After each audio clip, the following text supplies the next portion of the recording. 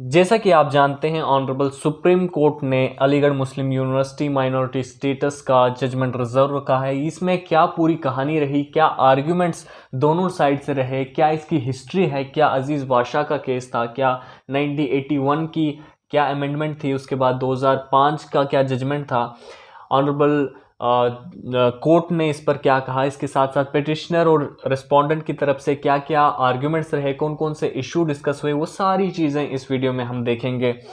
पर आगे बढ़ने से पहले आपसे रिक्वेस्ट है कि आप चैनल पर नए आए हैं तो चैनल को सब्सक्राइब करें और बेल आइकॉन पर क्लिक करें ताकि मैं इस चैनल पर कभी भी जो नई वीडियोज़ में लीगल अपडेट्स के लेकर डालूँ वो आपको नोटिफाई हो। तो शुरू करते हैं इसकी हिस्ट्री से। 1920 में एएमयू एक्ट के अंदर ही यूनिवर्सिटी का इस्टेब्लिशमेंट हुआ। दरअसल ये 3 फेज़ में डिवाइड की गई है। पहला 1870 से लेकर 1877 में, जहाँ पे पहली बार मुस्लिम कम्युनिटी के द्वारा एक यूनिवर्सिटी सेटअप करने का एक आइडिया आया, जहाँ पर उन्होंने मोहम्मडन एंग्लो ओरिएंटेड कॉलेज की इस्टेब्लिशमेंट की। दूसरा फेज़ आता है 1877 से 1910 में, जहाँ पे मुस्लिम कम्युनिटी ने उसे कन्वर्ट करने का प्रेशर सरकार पर किया कि MAO जो मुस्लिम एंग्लो ओरिएंटेड कॉलेज है उसको कन्वर्ट करके यूनिवर्सिटी बनाई जाए। फिर 1910 और 1920 में थर्ड फेज़ था जब मुस्लिम यूनिवर्सिटी कन्वर्ट हो गई। MAO से वो प्रेजेंट की AMU बनी, अलीगढ़ मुस्लिम यूनिवर्सिटी। पूरा इशू आर्टिकल 30 को लेकर है कि क्या AMU को माइनॉरिटी स्टेटस मिलेगा। माइनॉरिटी स्टेटस क्या है कि यदि कोई कम्युनिटी रिलीजन बेस पर, लिंग्विस्टिक बेस पर कोई एजुकेशनल इंस्टीट्यूट बनाए तो उसको इस्टेब्लिशमेंट का राइट है, एडमिनिस्ट्रेशन का राइट है कि अपनी जो उनकी कम्युनिटी है उस कम्युनिटी के बेटरमेंट के लिए अगर वो उस इंस्टीट्यूशन में रिजर्वेशन रखें या एडमिशन पॉलिसीज़ रखें, वो उनका राइट है, वो प्रोटेक्टेड है अंडर 30 के अंदर। तो यही पूरा मामला है माइनॉरिटी स्टेटस का। पूरा ये क्या मामला था, कैसे ये 7 जजेस बेंच तक पहुंचा। शुरुआत होती है अजीज़ बादशाह के केस से 1967 में, जहां पे सुप्रीम कोर्ट के सामने एक क्वेश्चन था विद रिलेटेड टू जो चेंजेस लाए थे 1951 और 1965 में अमेंडमेंट्स हुए थे 1920 एक्ट में, AMU एक्ट में। तो उसमें सुप्रीम कोर्ट के सामने जब ये केस गया तो सुप्रीम कोर्ट ने इसमें बताया कि भले इसका फाउंडर मुस्लिम लीडर थे, लेकिन ये नहीं कहा जा सकता कि इसको एस्टेब्लिश और एडमिनिस्टर माइनॉरिटी के द्वारा किया गया है अंडर आर्टिकल 30। उन्होंने रीज़न ये दिया कि इसको एस्टेब्लिश किया गया था प्री कॉन्स्टिट्यूशनल स्टैट्यूट के द्वारा और ना कि माइनॉरिटी कम्युनिटी के द्वारा, क्योंकि तब जो एक्ट था 1920 वाला एक्ट था उसमें ब्रिटिश लॉ थे, ब्रिटिश लॉज के अंडर उसकी इस्टेब्लिशमेंट हुई है, इसलिए ये अंडर आर्टिकल 30 प्रोटेक्टेड नहीं है। उसके बाद आता है 1980 वाला अमेंडमेंट एक्ट, जिसमें चौथी बार 1920 AMU एक्ट को चेंज किया जा रहा था। उसमें कुछ चेंजेस लाई। पहली चेंज ये थी कि सेक्शन 21 जो डिफाइन जिसमें यूनिवर्सिटी को किया था उसकी डेफिनेशन को रिडिफाइन किया और उस डेफिनेशन में उसने लिखा establish by the Muslims of India, जो कि मुस्लिम्स इंडिया के मुस्लिम्स ने इस्टेब्लिश की है वो यूनिवर्सिटी है। इसको डेफिनेशन चेंज की। दूसरी बात सेक्शन 5 में उनमें चेंजेस लाई, मॉडिफाई किया सेक्शन 5 को और उसमें इंक्लूड किया कि education and cultural advancement of Muslim in India, ये वर्ड्स यूज़ किए। और तीसरी बात, इसके प्रीएम्बल से इस्टेब्लिश वर्ड हटा दिया। अब ये उन्होंने 1981 में अमेंडमेंट बेग कमेटी और माइनॉरिटी कमीशन ऑफ इंडिया के रिकमेंडेशन पर ये चेंजेस हुई थी इस एक्ट में।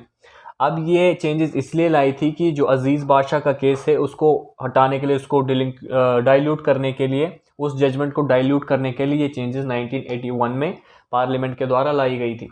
1981 के अमेंडमेंट के बाद 2006 का एक केस आया AMU वर्सेस मलाई शुक्ला, जिसमें 50% रिजर्वेशन PG कोर्सेज के लिए AMU के द्वारा दी गई।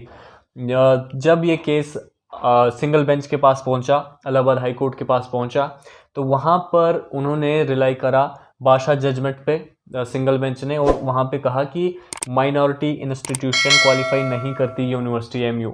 उसी को सपोर्ट में जब ये डिवीजन बेंच के पास गया तो डिवीजन बेंच में ने भी यही सेम कहा। उन्होंने कहा कि हाई कोर्ट जो डिवीज़न बेंच है उन्होंने रिलाई किया बादशाह जजमेंट पे और कहा कि ये नॉन माइनॉरिटी इंस्टीट्यूट है और ये क्लेम नहीं कर सकता है प्रोटेक्शन अंडर आर्टिकल 30। और जो इसमें अमेंडमेंट लाए थे 1981 में, जैसे कि सेक्शन 2 में चेंजेस लाए थे, सेक्शन 5 में चेंज आए थे, उसके प्रीएम्बल से वर्ड इस्टेब्लिशमेंट को हटा दिया गया था, इन सभी को इनवैलिड कह दिया डिवीज़न बेंच ने। और ये कहा जो पीजी कोर्सेज में उन्होंने रिजर्वेशन दी है 50% की, वो भी अनकॉन्स्टिट्यूशनल है फ्यूचर यूज के लिए। ये डिवीजन बेंच का फैसला था इलाहाबाद हाई कोर्ट का।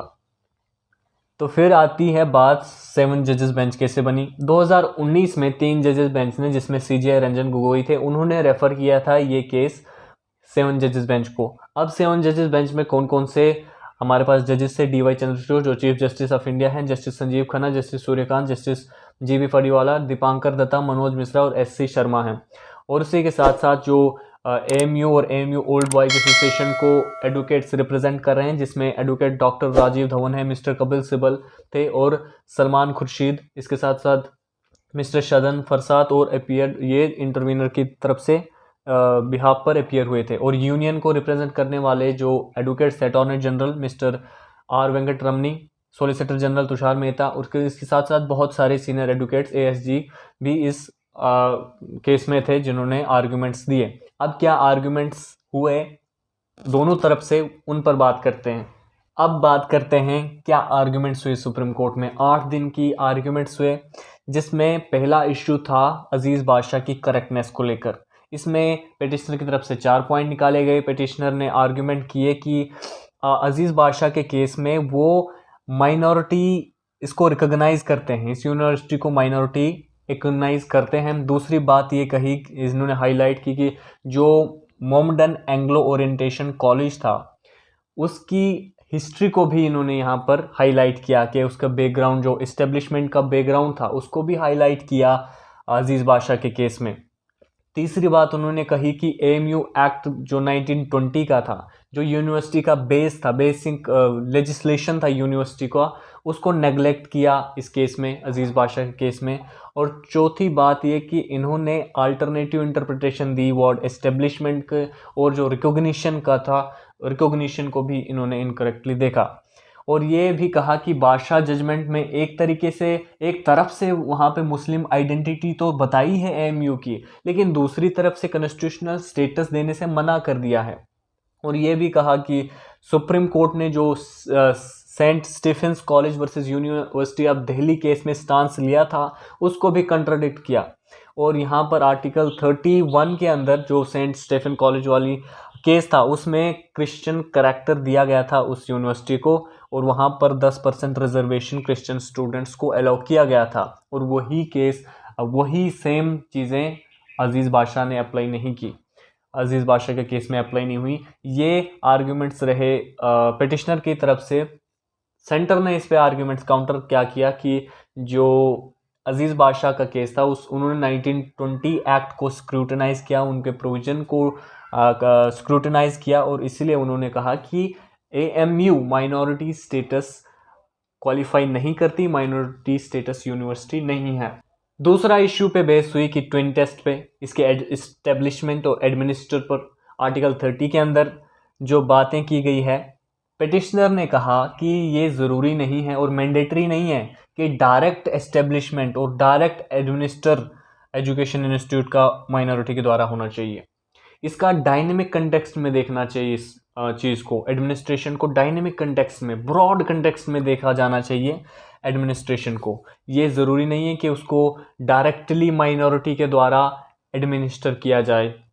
इसके लेकर पिटिशनर ने कहा कि 5 इंडिका को देखकर हम देखेंगे कि एजुकेशन इंस्टीट्यूट को एडमिनिस्टर कौन कर रहा है। जैसे कि पहला था एडमिशन स्टूडेंट्स को लेकर, दूसरा था रीजनेबल फीस स्ट्रक्चर कौन सेट करता है, तीसरी बात ये थी कि गवर्निंग बॉडी या कॉन्स्टिट्यूट, गवर्निंग बॉडी को कॉन्स्टिट्यूट कौन करता है, चौथी बात उन्होंने बताया कि स्टाफ को, चाहे टीचिंग और नॉन टीचिंग स्टाफ है, उसको अपॉइंट कौन करता है, और पांचवी जो एम्प्लॉयज़ के खिलाफ एक्शन कौन लेता है। अगर आपने कपिल सिब्बल के आर्ग्यूमेंट्स देखे होंगे इस पे, उन्होंने कहा था कि किस तरीके से हम इन 4-5 इंडिका में फॉल करते हैं और हम एडमिनिस्टर इस यूनिवर्सिटी को करते हैं, उन्होंने इस पर आर्ग्यूमेंट्स दिए थे। और इसी के साथ उन्होंने बताया कि article 30 was granted to minority communities matter of right and not strict obligation. इसमें सेंटर के इस पर आर्ग्यूमेंट रहे कि ट्विन कंडीशंस को फुलफिल करना बहुत ही मैंडेटरी है आर्टिकल 30 में।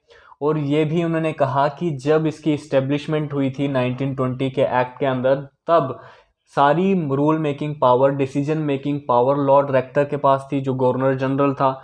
तो इसी को उन्होंने बेस बनाया कि अगर रूल मेकिंग पावर माइनॉरिटी के पास नहीं थी, एडमिनिस्ट्रेशन की पावर माइनॉरिटी के पास नहीं थी, तो ये कहाँ आर्टिकल 30 में आएगा, ये सेंटर ने बताया। अगला जो इश्यू था जिस पे बहस हुई वो था political inclination of AMU founders. Petitioner ने यहाँ पर आर्ग्यूमेंट रखे कि एएमयू के फाउंडर्स का क्या पॉलिटिकल स्टांस था, वो आर्टिकल 30 को इंटरप्रेट करने में मदद नहीं करेगा। बहुत सारे ऐसे लोग थे फ्रीडम मूवमेंट के दौरान जो ब्रिटिशर्स के लिए काम करते थे और कुछ अलग अपने पाथ्स पे थे, जैसे सुभाष चंद्र बोस। वहीं पर यह कहा कि सोली इस ग्राउंड पर हम किसी इंस्टीट्यूट की स्टेटस डिटरमाइन नहीं कर सकते कि उसके फाउंडर का क्या स्टैंड था, क्या पॉलिटिकल स्टांस था। इस बेस पे हम उसको डिटरमाइन नहीं कर सकते। काउंटर में सेंटर ने इस पर क्या कहा, इस पर आर्ग्यूमेंट्स रखे कि अलीगढ़ मुस्लिम यूनिवर्सिटी ने अपने राइट्स को सरेंडर किया था ब्रिटिश क्राउन को, और वहीं पर जो 1920 एक्ट के अंदर वहाँ पे अपने राइट्स को सरेंडर कर दिया, तो यहाँ पर माइनॉरिटी स्टेटस वो क्लेम नहीं कर सकते। और यही अजीज बादशाह के केस में डिसाइड हुआ है। यही सारी चीज़ें इन्होंने कही, और साथ साथ ये भी कही कि कुछ यूनिवर्सिटीज़ थी जिसमें सेंट स्टीफेंस का यूनिवर्सिटी का नाम भी लिया, कि ये सारी यूनिवर्सिटीज़ थी जिन्होंने अपना राइट ब्रिटिश क्राउन को नहीं दिया था। ये सारी चीज़ें भी सेंटर की तरफ से रखी गई इसमें। अगला इशू था कि whether an institution of national importance could be confirm minority status. जैसे कि इसको एंट्री 63 लिस्ट 1 में डाला गया है कॉन्स्टिट्यूशन की, एएमयू, बनारस हिंदू यूनिवर्सिटी और दिल्ली यूनिवर्सिटी को। इनको डिक्लेयर किया गया है इंस्टीट्यूशन ऑफ नेशनल इंपॉर्टेंस। इस पे पिटिशनर ने कहा कि जब यूनियन और स्टेट गवर्नमेंट में जो शेड्यूल में उनको सब्जेक्ट्स दिए गए हैं, इसका मतलब ये नहीं है कि उस पर फंडामेंटल राइट को रिस्ट्रिक्ट कर दिया गया। आर्टिकल 30 फंडामेंटल राइट है और वो एंटाइटल है फंडामेंटल राइट के। एएमयू अभी भी एंटाइटल है आर्टिकल 13 के अंदर। इसका मतलब ये नहीं कि अगर आप उनको एंट्री में डाल दोगे तो आर्टिकल 30 उन पर अप्लाई नहीं होगा। ये पिटिशनर की तरफ।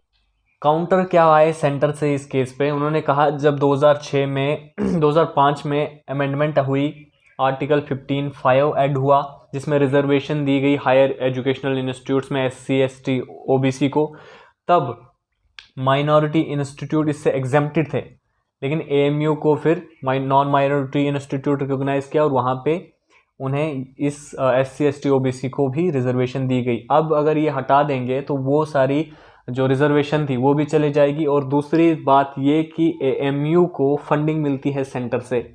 अगर ये ये माइनॉरिटी है, फिर वो सारी फंडिंग भी इसको कहाँ से मिलेगी? तो यहाँ को फंडिंग जो सेंटर से मिलती है तो भी ये बताता है कि ये नॉन माइनॉरिटी इंस्टीट्यूट है। तो ये कुछ हाइलाइट्स थे ये पूरे आर्ग्यूमेंट्स का और पूरे केस का। अगर आपको वीडियो अच्छी लगी तो लाइक कर दें, चैनल को सब्सक्राइब कर दें, और यहाँ तक आपने वीडियो देखी आपका धन्यवाद। आपको वीडियोस और भी मिलेंगी लीगल टॉपिक्स पर। आप